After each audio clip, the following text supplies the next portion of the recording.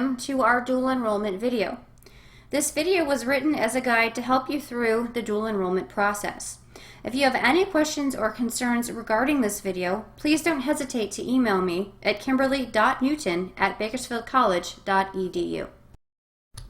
What exactly is dual enrollment?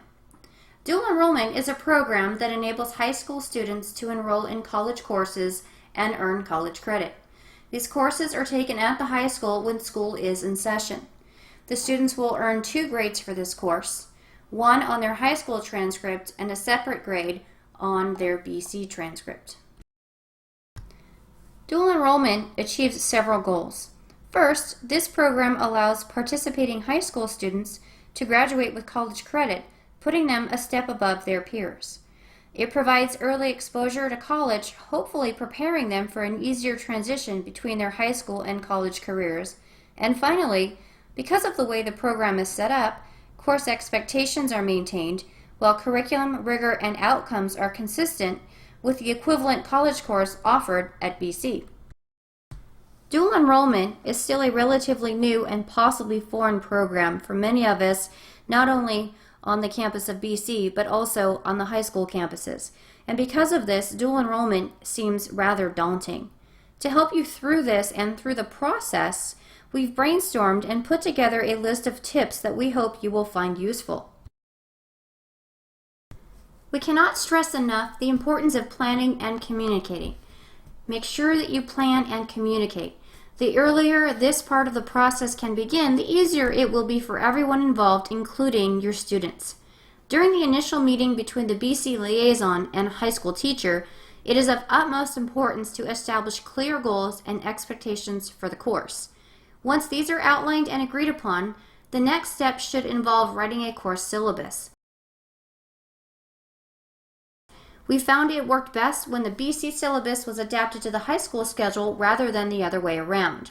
However, it is important to remember that both parties are involved in writing the syllabus. Make sure the syllabus meets all requirements outlined by BC and KCCD. This list includes, but is not limited to, a DSPS statement, a clearly defined schedule, course expectations, required supplies including the textbook, ideally the same as what the BC course uses, a semester calendar including drop dates, and your grade scale. Remember, the syllabus is separate from and given in addition to the high school syllabus. It must be written for the college level course. Think of it as a contract for your class. Next, you will need to write and adapt lectures and labs when applicable to the high school schedule. Not an easy task. The team will need to decide how best to deliver the lecture material.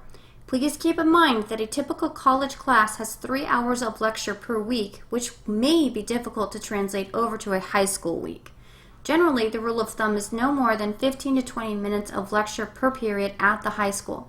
However, the goal of dual enrollment is to expose the students to a college setting, so it may be necessary to lecture longer than you normally would compared to a course that is not dual enrolled. When it comes to grading, make sure you are on the same page. Discuss ahead of time how all assignments, including exams, are to be graded and calculated for the BC grade. If necessary, create rubrics to maintain consistency and rigor. We found it helpful to go over the graded exams together before they were returned to the students. Testing can be tricky. To prevent confusion and maintain equivalency between courses, it is highly recommended that both the liaison and high school teacher write the exams together. You will want to make sure the exams are at the appropriate level with respect to rigor. One of the biggest challenges for high school students is the breadth of material on the exams. This is something they are not used to nor necessarily prepared for. Because of this, the team will want to communicate expectations regarding preparation for the exams.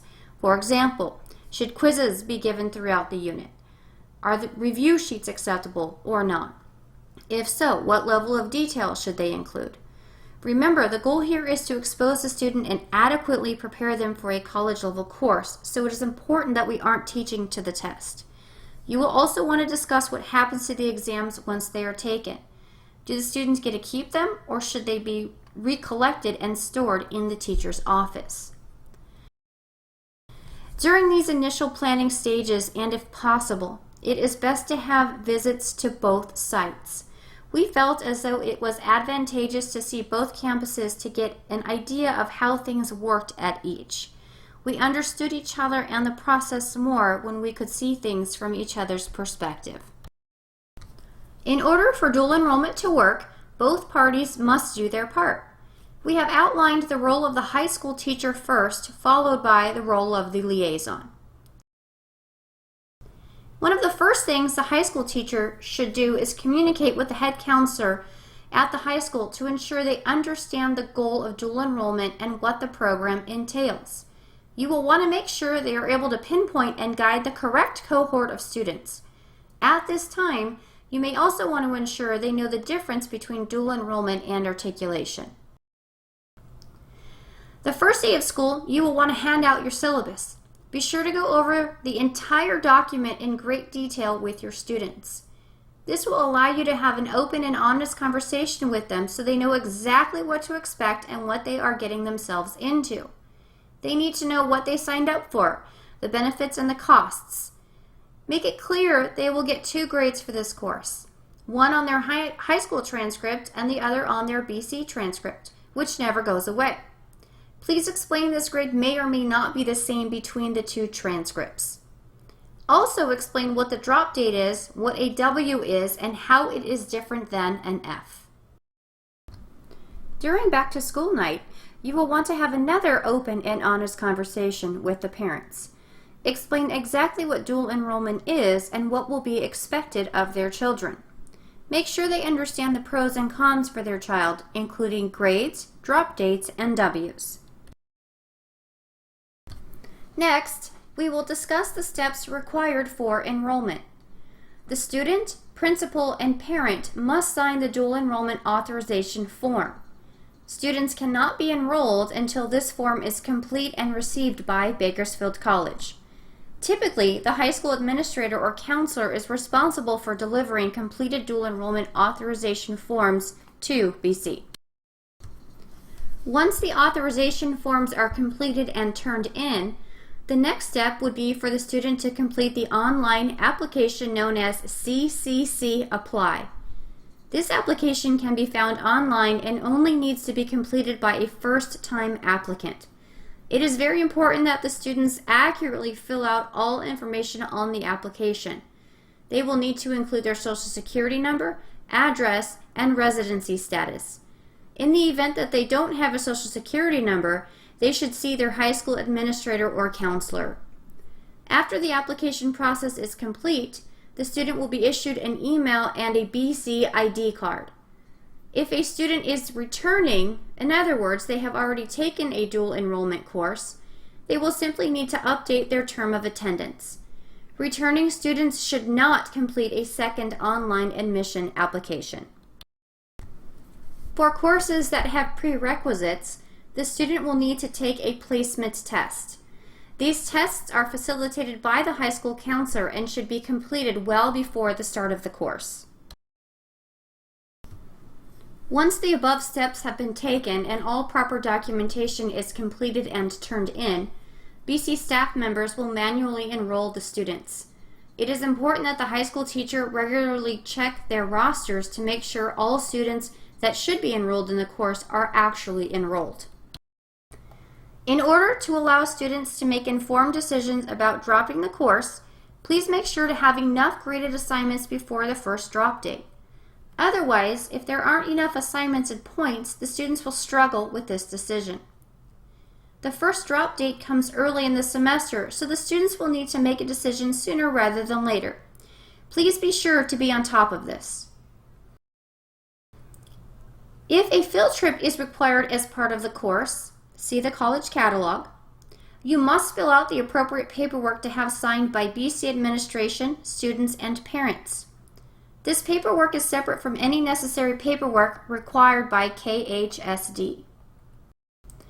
Lastly, be sure to communicate with the liaison and don't be afraid to ask questions or for help. The BC liaison is here to help. Remember, it is easiest to take the college course and adapt it to the high school schedule rather than the other way around. Because a course will cover an entire year rather than a semester, you may have extra time to fill. Please feel free to supplement and enhance with material from your high school course that may not be part of the college course. This supplementary material may be used to calculate the high school grade, not the BC grade. We will conclude with the role of the BC Liaison. The liaison should always be available to help the high school teacher. Check in often to make sure the course is running smoothly and that the teacher has everything they need. Lay out clear expectations of the course and be willing to share materials and ideas. Be as transparent, organized, and caring as possible. Remember, the goal is to work together, not against one another. We don't want anyone to feel as though they are on an island as they go through this process. Be sure to do at least one site visit. It's not a bad idea to meet the class at the beginning of the year once things have settled. This will allow you to meet the students, and in turn, the students can put a face to the instructor associated with the BC course. It makes it more of a reality when a BC representative makes an appearance. Lastly, you will need to work with your department chair to determine who will perform the evaluation and when that should take place. We hope this video was informative and helpful. We hope you have great success with dual enrollment and that you find the experience as enjoyable and rewarding as we have. Thank you very much for your time and have a fantastic year.